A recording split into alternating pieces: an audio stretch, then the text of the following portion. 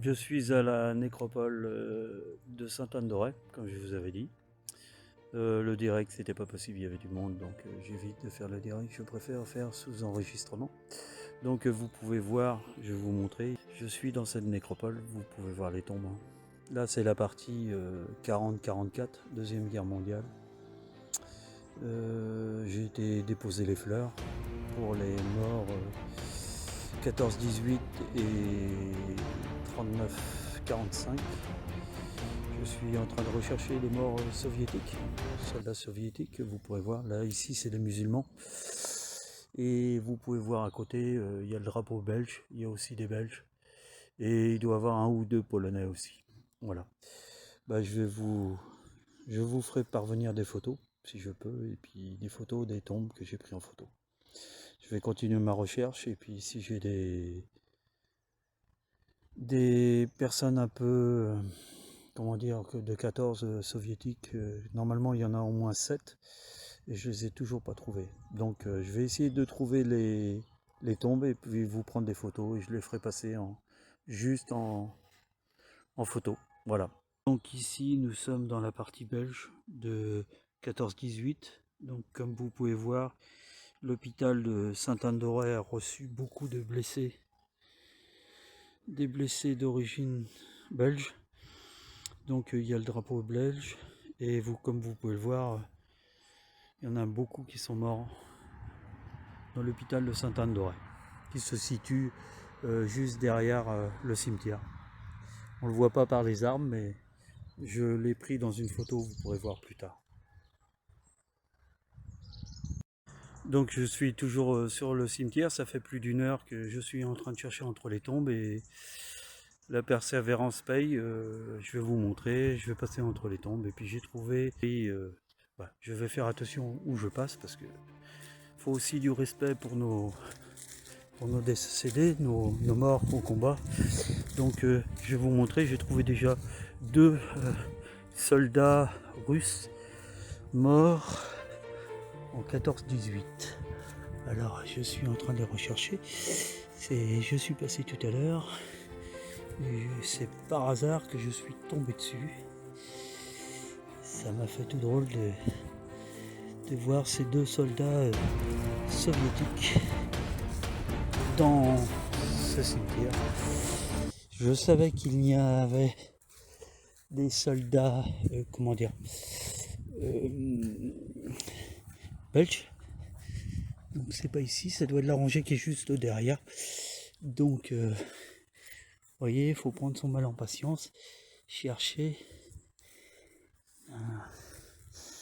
Et c'est quand on cherche, qu'on te fait le dit, quand on commence à chercher qu'on ne trouve plus. Donc je vais reprendre, et puis je vais vous faire une commentation quand je vais trouver. A tout à l'heure. Je reviens à mes recherches. Il n'est pas très facile de se situer dans la nécropole parce que c'est très vaste. Hein. Je suis à l'autre bout de la nécropole, c'est très vaste. Donc il y a là, je sais pas, c'est un chat qui est venu me rendre visite. J'ai entendu du bruit derrière moi, et j'ai trouvé en fin de compte un soldat soviétique qui était là. Vous pouvez le voir. Hein. Karonov. Et à côté, il y en a un autre. Gourov. Basile. Mort en 1917. L'autre en 1918. Je vais continuer mes recherches, je vais prendre une petite photo, je vais continuer mes recherches, et je reviens vers vous. Mais je vais pas trop tarder parce que la nuit commence à arriver. Merci. Comme je vous disais si bien, bon bah là la fin de journée se termine, la nuit commence à voir, il y a toute cette partie là que je n'ai pas encore le temps de faire, donc quitte à revenir. Mais l'idée principale, c'est de faire le tour et de répertorier tous ces soldats qui ont été un peu oubliés. Excusez-moi, parce que la Russie est venue combattre en France. Il faut savoir que la Russie a envoyé un contingent, alors je ne sais plus si c'est 80 000, mais je sais qu'il y a eu en tout, il y a eu 12 000 soldats qui ont été tués russes pour la Première Guerre mondiale sur le sol de France. Donc je pense que c'est pas anodin, 12 000 soldats. Donc je pense qu'il est bon quand même, de prendre conscience que les Russes sont peut-être, ces temps-ci, on dit qu'ils sont pas gentils, mais je pense qu'ils ont aussi donné du sang pour la France. Donc je pense qu'il faut aussi arrêter une sorte de wokisme qui veut cacher l'histoire de nos aïeux et nos anciens partenaires. Après, ce qui se passe sur l'heure actuelle, je pense qu'on nous, voilà, on veut occulter l'histoire parce que ça arrange beaucoup de monde, mais il ne faut pas oublier que sans l'Allemagne, je veux dire sans la Russie, pendant la Deuxième Guerre mondiale, c'est elle qui a eu donné 1 200 000 morts, soldats, je veux dire, 1 200 000 soldats. Sans la Russie, la victoire n'aurait pas été possible. Les Américains ont ouvert le second front que Staline demandait, mais il faut savoir que les premiers sacrifiés, l'aide américaine, était envoyée à la Russie par les Américains au départ, et heureusement qu'ils ont gagné à Stalingrad, ce qui a pu arrêter l'offensive allemande, et Zhukov derrière a percé les lignes allemandes. La France s'est libérée aussi d'elle-même, il ne faut pas l'oublier, il y a eu la division Leclerc. Heureusement que le général de Gaulle est venu pour remettre le pouvoir français en place. Il faut savoir qu'il est revenu du côté de Cherbourg, dans une petite ville, je n'ai plus son nom, et que le Ouest éclair a été repris par les FTP des Côtes d'Armor qui ont tiré à plus de 100 000 exemplaires, les communistes, que le général de Gaulle revenait en France pour remettre l'État français en place. Ce qui a permis de couper le dollar d'occupation, ce qu'on appelle l'AMGOT.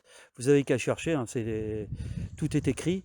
Donc je pense que c'est très important de ne pas oublier sa mémoire et se dire on est capable, français, de retrouver son indépendance, mais il faut le vouloir. Voilà, c'était un plaisir de vous parler. Maintenant je vais rentrer parce que la pluie a commencé et il commence à bien pleuvoir. Donc c'était avec un plaisir, et puis si vous voulez encore d'autres vidéos sur ce mémorial, n'hésitez pas à me l'écrire, ça sera avec un plaisir, et j'essaierai de vous montrer aussi d'autres sites en Bretagne où il y a des combats et où des gens exceptionnels se sont sacrifiés pour nos libertés. En vous souhaitant une bonne soirée et un bon 11 novembre et une bonne semaine. Bonsoir.